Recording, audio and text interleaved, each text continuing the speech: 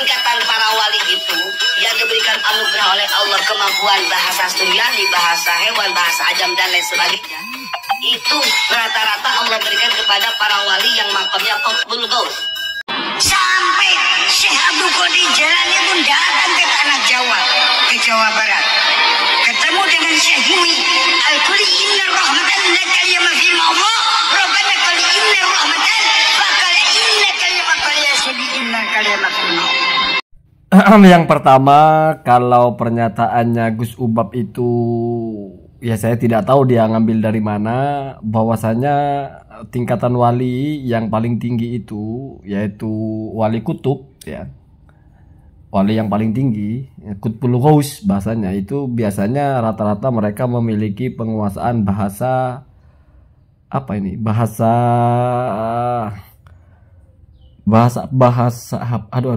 sebentar, bahasa apa tadi ya, bahasa Suryani, ya, bahasa Suryani. Jadi ya sementara yang masyhur menguasai bahasa Suryani itu dan mungkin dianggap wali ya Mama Ghufran, ya. Berarti kalau pakai teorinya Gus Ubab itu, entah dia sedang bicara tentang Mama Ghufran atau apa, kan tidak menyebut nama, berarti mungkin maksudnya adalah Mama Ghufran ini rajanya para wali, ya. Keren juga, ya. Tetapi ya silahkan, ya, toh yang bilang Gus Ubab, ya, ngapain kita permasalahkan masalah itu, ya silahkan, ya, mau dibilang rajanya para wali atau ngatur-ngatur malaikat lah atau perjanjian, ya bebas lah, ya. Kemudian yang kedua ini yang juga agak menarik ini, saya menarik maksudnya adalah di bagian ketika Syekh Abdul Qadir Jailani datang ke tanah Jawa, Jawa Barat, ya, ketemu Syekh Muhyi. Syekh Muhyi Pamijahan itu Jawa Barat, berarti itu kan wafatnya 170 Masehi. Kalau Syekh Abdul Qadir kan wafatnya 1166.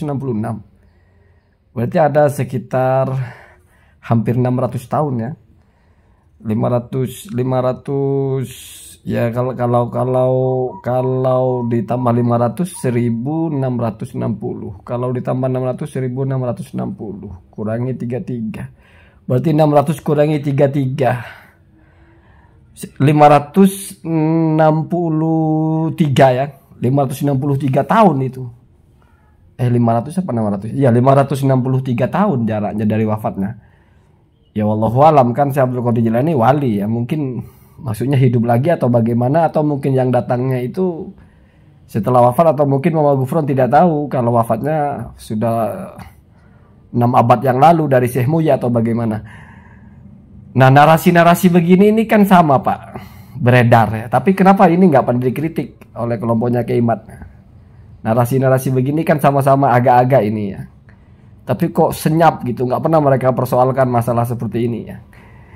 Kan tidak adil namanya. Kalau mengedukasi itu sebetulnya tidak boleh karena dari pihaknya sendiri lalu dianggap nggak ada masalah gitu, ya. Apalagi misalnya ngatur-ngatur malaikat atau apa, ya kita tidak bicara benar salahnya, tapi mbok yo kalau Anda bicara kuropat apa ini nggak masuk atau bagaimana, kan begitu. Kenapa giliran Mbak Alawi kuropat aja nggak selesai, semua dikuropatkan, giliran kelompoknya nggak ada. Ki Nur Ihya itu kenapa? Ya kalau Ki Nur Ihya malah dia yang nggak ngerti juga orang itu, ya.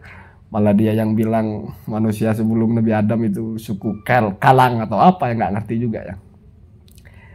Jadi kan di kelompok manapun ada, Pak, orang-orang seperti itu ada, yang narasi-narasinya itu agak sulit kita cari pembenarannya gitu, entah dari kitab atau entah dari apa gitu, ya. Walaupun tidak saya bilang salah, tapi sulit untuk dibuktikan ini benar. Kenapa? Karena apa buktinya? Kan begitu. Datangnya itu ada kitabnya nggak? Ada yang menceritakan nggak? Kan begitu. Kan banyak cerita-cerita dari Balawi yang dipertanyakan, apakah peristiwa sebesar itu kok nggak ada ulama yang mencatat gitu. Nah ini peristiwa sebesar ini kok nggak ada ulama yang mencatat juga atau bagaimana, kan gitu. Jadi itu namanya i'dilu, kita berbuat adil. Kalau kita bicara ilmu, maka mizannya adalah kaidah-kaidah dalam ilmu. Kalau kita menilai ceramah orang, maka harus ada konsensus dulu. Apa ukurannya? Apa standarisasinya? Kalau standarisasinya adalah kewajaran, ya sesuatu yang tidak wajar ya tidak wajar. Karena standarisasi itu artinya kesepakatan kita bersama. Sama Pak, bicara nasab, bicara fikih, bicara apapun itu semuanya akan baik-baik saja kalau memegang standar yang kita sepakati dulu.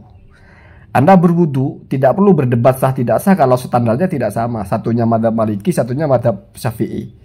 Wudu madzhab Syafi'i cukup dibasuh tangan, itu sah. Madzhab Maliki enggak, harus digosok, misalnya begitu ya.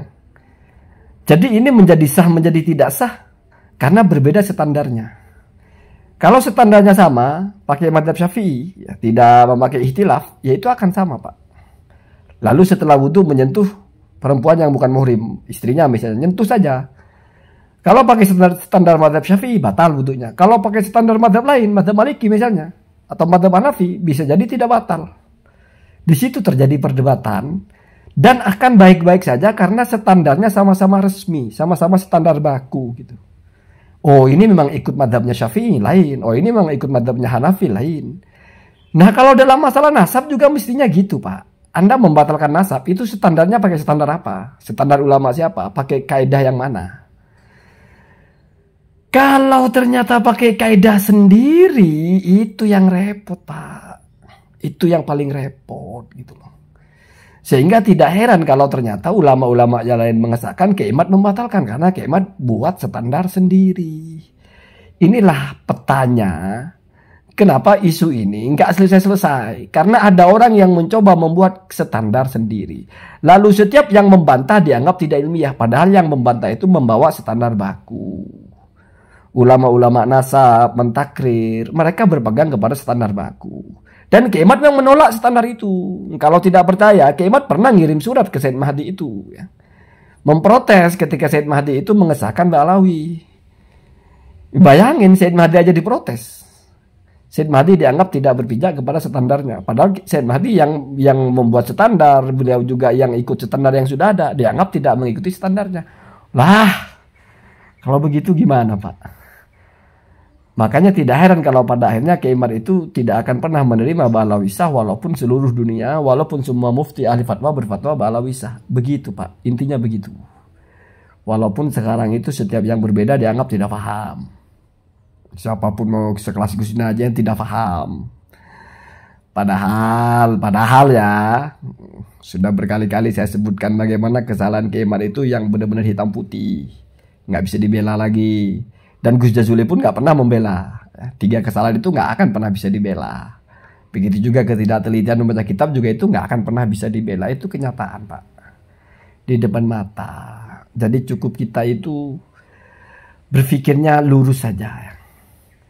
Tidak terlalu terbawa kepada aspek-aspek emosi. Tapi pure menggunakan akal.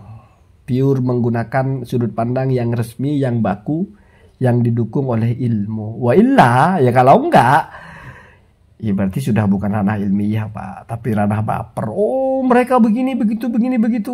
Masa iya begini begitulah Pak. Ilmu pembicaraannya harusnya di cover dengan ilmu, ini enggak. Di cover dengan pertanyaan, masa iya begitu? Ah nggak percaya. Ah Pak, udahlah.